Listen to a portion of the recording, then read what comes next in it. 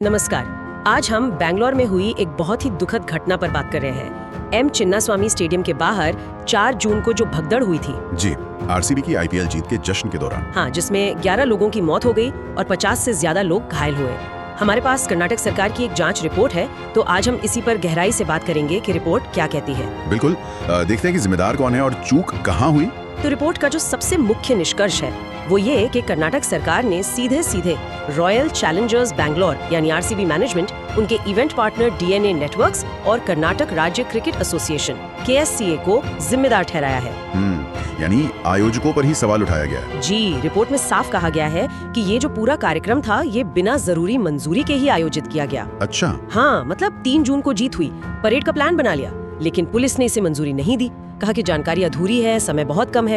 ये तो बड़ी बात है। और इसके बावजूद आरसीबी ने 4 जून की सुबह सोशल मीडिया पर फैंस को बुला लिया, जबकि नियम तो ये है कि ऐसी किसी भी परेड के लिए कम से कम 7 दिन पहले अप्लाई करना होता है। हाँ, और रिपोर्ट में ये भी लिखा है, जैसा आपने कहा, कि आयोजकों ने पुलिस को सिर्फ सूचित किया था। वो जो एक तय प्रक्रिया होती है ना अनुमति लेने की, जिसमें सारी डिटेल्स देनी होती हैं, वो फॉलो नहीं की। नहीं, वो नहीं की गई। और बैंगलोर सिटी ऑर्डर 2009 के तहत जो लाइसेंस चाहिए होता है वो भी नहीं लिया गया। मतलब सिर्फ बता देना काफी नहीं था, पूरी प्रक्रिया करनी पड़ती है। ये तो पहली बड़ी चूक थी। और फिर आता है सोशल मीडिया का रोल। रिपोर्ट में विराट कोहली के वीडियो मैसेज का जिक्र है। जाहिर है उससे फैंस में और जोश आया होगा। बिल्कुल, फैन फॉलोइंग तो जबरदस्त है। अंदाजा ये लगाया गया कि स्टेडियम के आसपास कोई 3 लाख से ज्यादा लोग आ गए थे। अब सोचिए, स्टेडियम की कैपेसिटी है सिर्फ 35,000। 3 लाख? ये तो बहुत ज्यादा है। हाँ, और उस दिन के मेट्रो के आंकड़े भी यही बताते हैं। करीब 9.66 लाख यात्रियों ने सफर किया, जबकि आमतौर पे 6 लाख करते हैं। मतलब भीड़ वाकई बहुत ज्यादा थी। और यहीं पर एक और गड़बड़ हुई। शुरू में आरसीबी के सोशल मीडिया पर क्या कहा गया कि इवेंट में एंट्री सबके लिए फ्री है। अच्छा, पहले ये कहा गया। हाँ, लेकिन फिर 4 जून को दोपहर में करीब 3:15 बजे आयोजकों ने अचानक बताया कि नहीं, स्टेडियम में एंट्री के लिए लिमिटेड फ्री पास लगेंगे, वो भी बहुत देर से। ओहो, तो मतलब जो लाखों लोग फ्री एंट्री समझकर वहाँ पहुँच चुके थे। हाँ, उन्हीं में फिर कंफ्यूजन हुआ, गुस्सा आया और फिर अराजकता फैली। जाहिर है, रिपोर्ट के मुताबिक यही वो पॉइंट था जहाँ गेट्स पर भीड़ बेकाबू हुई और भगदड़ मची।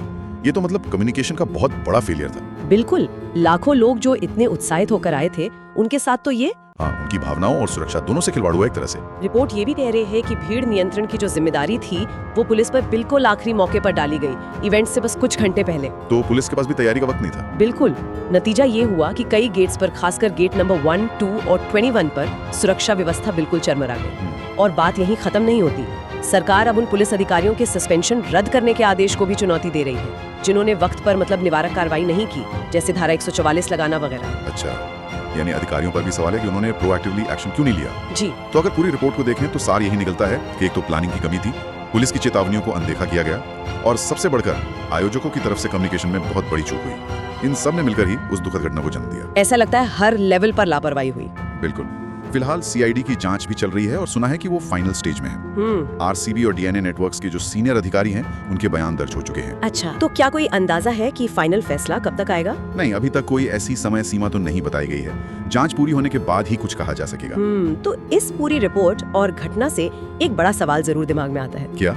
कि जब ये बड़ी स्पोर्ट्स टीम्स हैं या ऐसे संगठन जिनके लाखों करोड़ों फैंस हैं, जब वो सोशल मीडिया से सीधे अपने फैन से बात करते हैं, खासकर इतने बड़े सेलिब्रेशन या इवेंट के लिए बुलाते हैं, तो उनकी जिम्मेदारी क्या सिर्फ भीड़ जुटाने तक ही है, या फिर उन लोगों की सुरक्षा की जिम्मेदारी भी उनकी बनती है?